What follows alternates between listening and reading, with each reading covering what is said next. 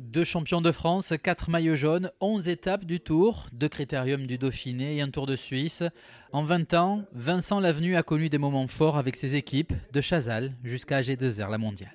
Bien sûr, on a la capacité de retenir les meilleurs moments et d'essayer de coter les mauvais.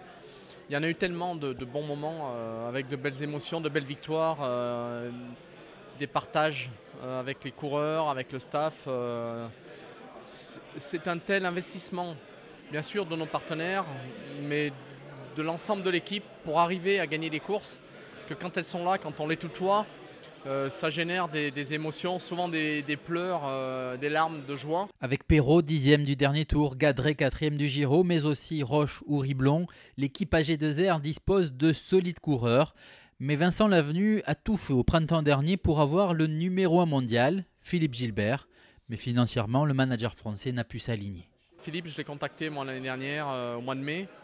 Je lui ai envoyé un petit SMS au début du Giro pour lui dire écoute, pourquoi pas, notre équipe est intéressée pour se positionner, on sait que tu veux changer d'équipe, on est présent, il faut simplement qu'on puisse discuter avec ton manager. Un quart d'heure après, il m'a rappelé.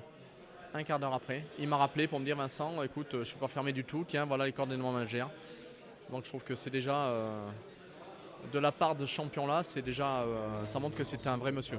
Aujourd'hui, on est en concurrence frontale avec des équipes étrangères qui payent des travailleurs indépendants, donc ils n'ont pas de charge sociale. Ils payent des factures de prestations et nous, on paye des salariés. Voilà, ça c'est une réalité économique, c'est notre système économique.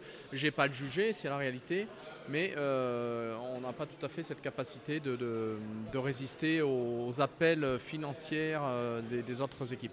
Malgré tout, Vincent Lavenu a foi en les coureurs français.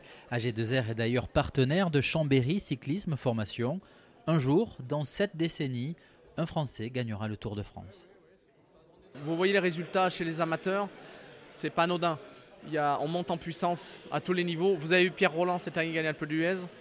Il y a dans toutes les équipes françaises, il y a des talents très forts.